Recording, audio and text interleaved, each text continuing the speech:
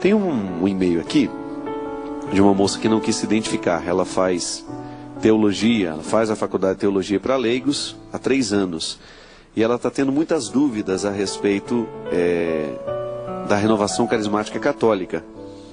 Parece que ela já participou e depois que começou a fazer o curso de teologia, ela teve muitas dúvidas em relação à oração em línguas.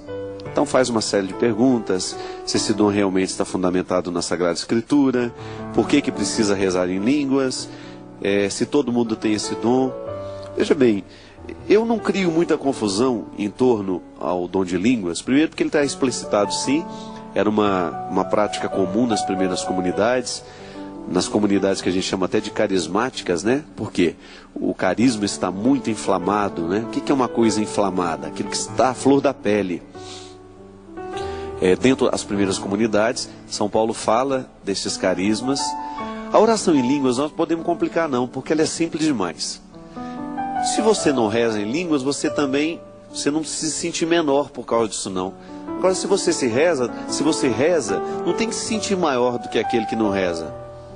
Eu gosto de compreendê-la assim. Por exemplo, eu sou afeito à poesia. Eu gosto muito de poesia. Digamos que você goste também. Se você pega algumas frases dentro dos poemas, elas parecem que não têm muito sentido, mas são bonitas. Ali o mais importante não é tanto o sentido da frase, mas é a beleza da frase. Porque a frase, quando digo, quando leio ou quando escuto, ela me causa um impacto, porque ela me provoca, ela me leva para um outro lugar que não é o comum.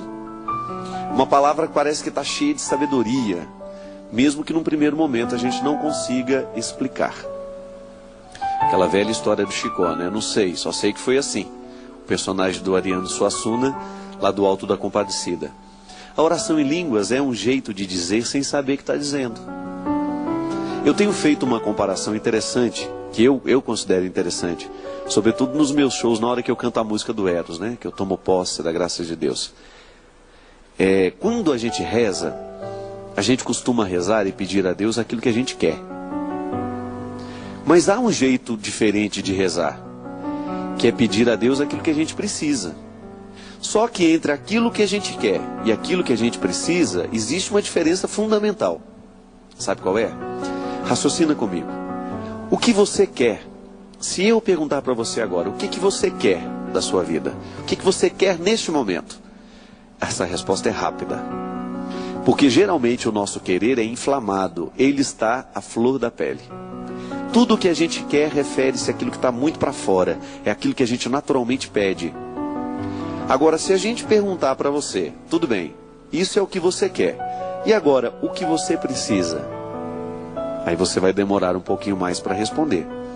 Por uma razão muito simples. O seu querer está à flor da pele. A sua necessidade é uma realidade mais profunda que você precisa analisar direitinho para saber o que você precisa de fato.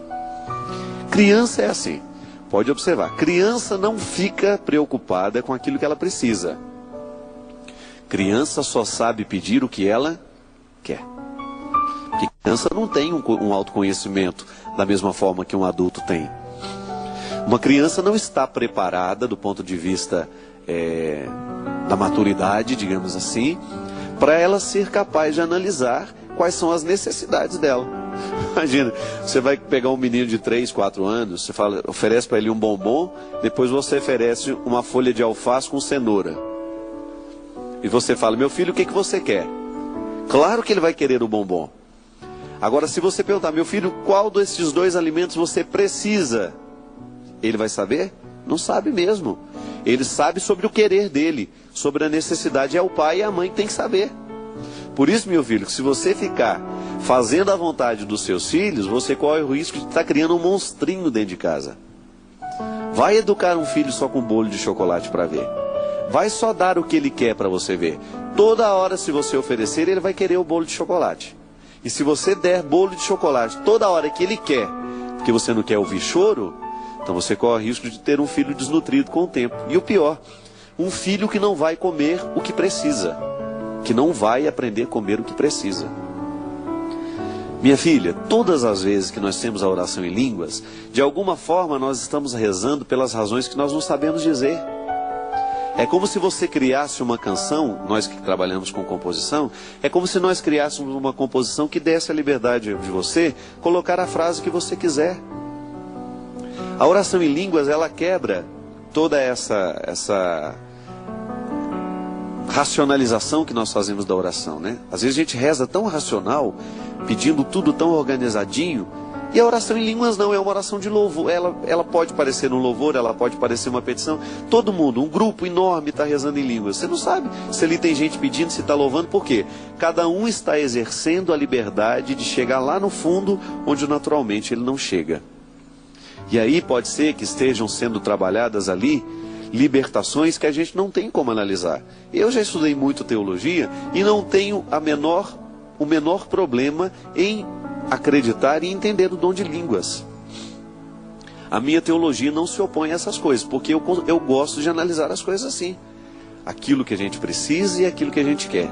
A oração racional muitas vezes fala do que a gente quer, mas não chega lá nas causas principais que a gente precisa.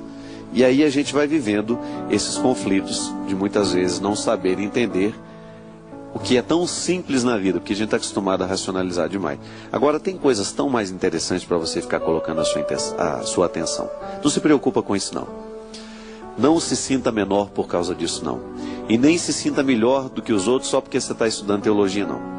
Teologia nos ajuda a ser mais humanos. Quanto mais a gente estuda nessa vida, quanto mais a gente sabe alguma coisa nessa vida, mais humilde a gente tem que ficar.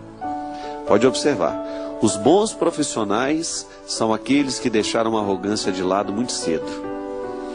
Os sábios são aqueles que sabem muito e fingem que não sabem nada, porque ele está sempre querendo aprender. A pessoa muito arrogante, ela nunca quer aprender mais nada. Ela acha que ela já sabe tudo, e em qualquer lugar que ela chegar, ela vai poder dar palestras, todo mundo vai querer ouvir o que ela tem a dizer. E é tão bom a gente sentar no meio do povo, escutar alguém dizer alguma coisa. É tão bom a gente fazer a experiência de aprender com os outros. O nosso conhecimento não tem que ser para nos tornar pessoas arrogantes ou nos colocar acima de todos. Não. É para nos colocar na humildade de saber que a gente já sabe muita coisa, mas a gente não sabe quase nada perto do que a gente precisa saber. E essa simplicidade são questões que a gente vai... Estou dando um chute na bola aqui já. Dei um chute na bola do cenário aqui. Também meu pai, se visse essas bolas esparramadas, ele fala, quem esqueceu essas bolas aqui? Essas decorações modernas são assim, né, Cristian? Mas essa coisa do querer e da necessidade, isso é muito interessante para você que é pai. Comece a perceber. Muitas vezes, para evitar o choro, você faz o que seu filho quer. E isso é uma bomba relógio, viu? Bomba relógio porque um dia estoura.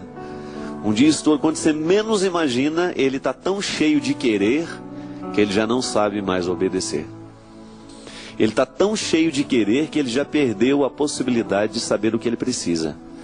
E maturidade é isso, é você, num determinado momento da vida, você está lá com R$300, a camisa que você quer custa 150, mas você tem que pagar o seu aluguel, que custa o mesmo tanto, ou uma parcela do seu aluguel, que custa aí o mesmo tanto que a camisa. A maturidade está em saber fazer o que você precisa. Tudo bem, eu quero a camisa, mas não posso comprar agora. O imaturo é aquele que compra sem ter o dinheiro, e é aquele que vai ficando endividado, daqui a pouco tem que vender o almoço para comprar a janta. Porque não soube controlar, viveu em torno do seu querer.